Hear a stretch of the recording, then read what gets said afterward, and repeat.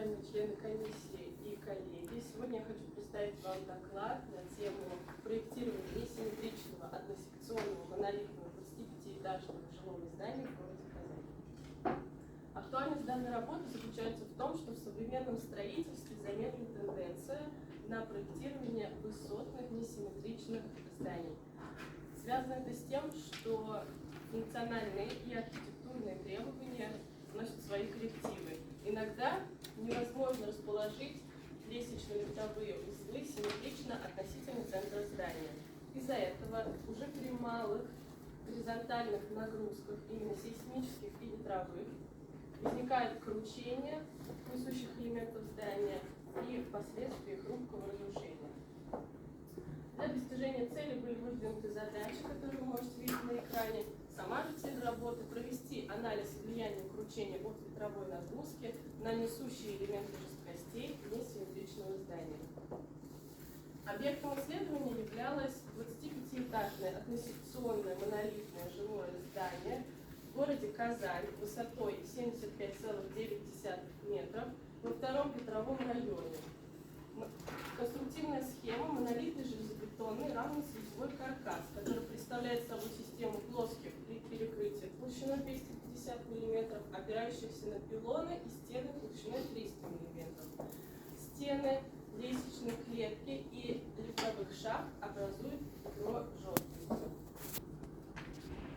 Рассмотрим план объекта исследования. Он является несимметричным по двум осям, так как пилоны и стены находятся на разном расстоянии от геометрического центра здания. При приложении горизонтальной нагрузки несущие элементы, выделены черным цветом, это крайние элементы, будут испытывать поступательные перемещения. Из курса сопротивления материалов нам известно, что изгибную жесткость можно расписать через формулу момента инерции следующим образом. Тогда жесткость всей конструкции будет тем больше, чем больше будет значение h.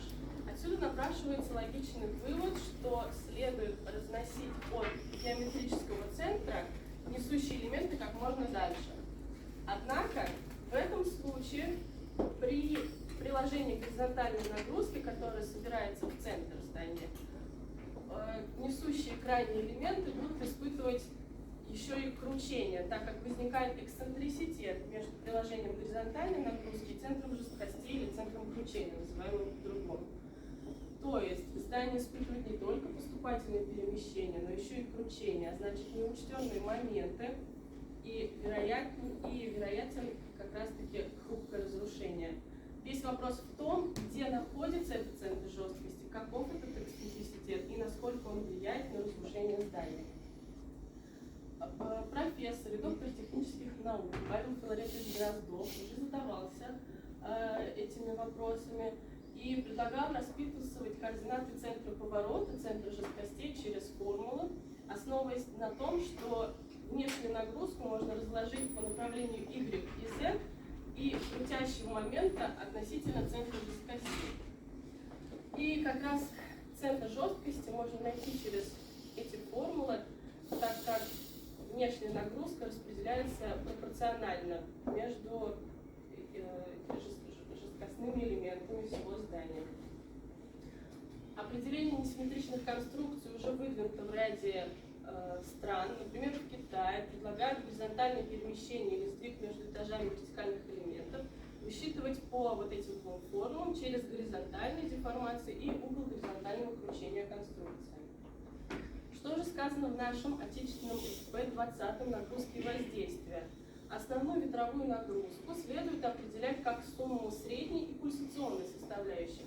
И в настоящее время особое внимание уделяется именно пульсационной составляющей.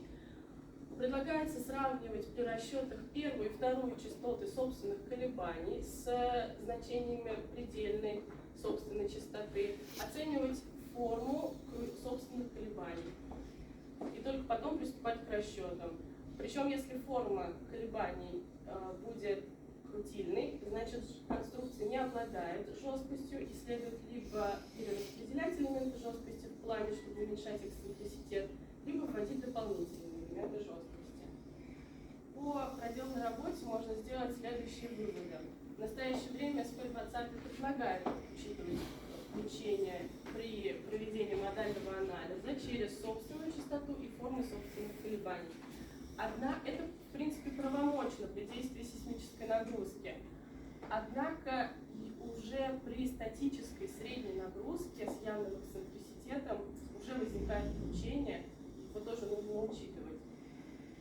Снижение кручения рекомендуется оценивать и регулировать по форме и частоте собственных колебаний, распределяя элементы жесткости в плане определенным образом. Однако распределение пилонов и стен уже содержит в себе явное противоречие. Вроде бы хорошо, чем разносить дальше от центра, однако возникают неучтенные усилия в этом случае. В продолжении работы планируется рассмотреть исследуемое здание на действие двух составляющих ветровой нагрузки, проанализировать работу пилона при действии изгиба с кручением и разработать по возможности рекомендации по проектированию несимметричных несущих систем многоэтажных зданий. Спасибо за внимание.